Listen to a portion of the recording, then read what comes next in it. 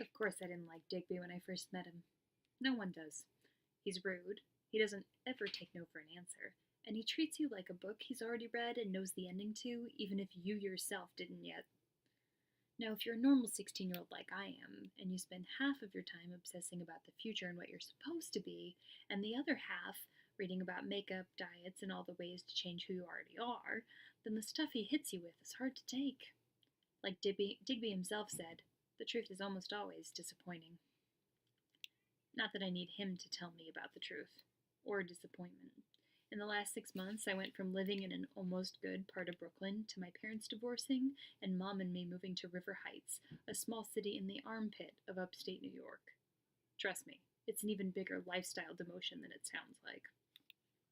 Here's my first confession. I hung out with cool people, sure, but looking back, I think maybe we were friends only because we were in the same classes and our parents all got divorced around the same time. Digby calls them circumstantial friends. Right place, right time.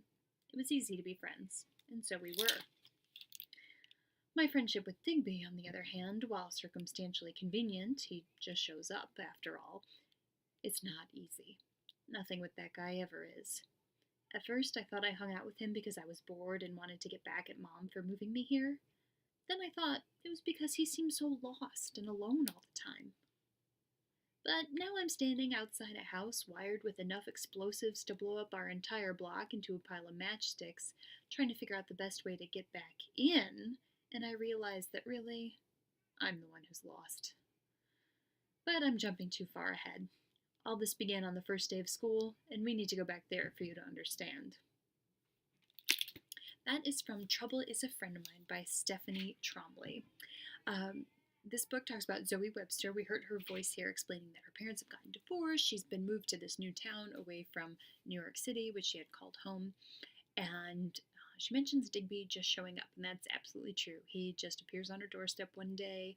He has this notepad that he's scribbling in, and he's always wearing an oversized suit.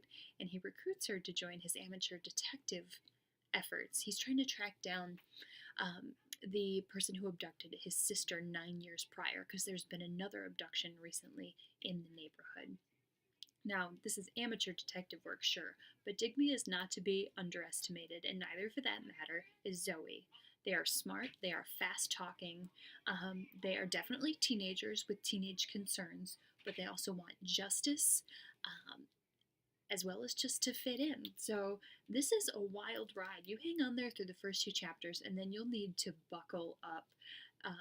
We take Zoe, who's trying to get into this feeder school to go to Princeton, and somehow this girl winds up breaking and entering, stealing electronic files, and going to the school dance with a 13-year-old wearing a cape. So it's all very funny.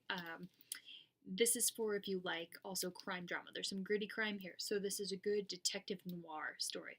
Lots of fast talking, sardonic observations, and there's heart to it too. So I suggest you give this a read. One of my very favorite books of the past 3 years. Trouble is a Friend of Mine, Stephanie Trombley. Especially if you like Veronica Mars. Give it a shot. Enjoy.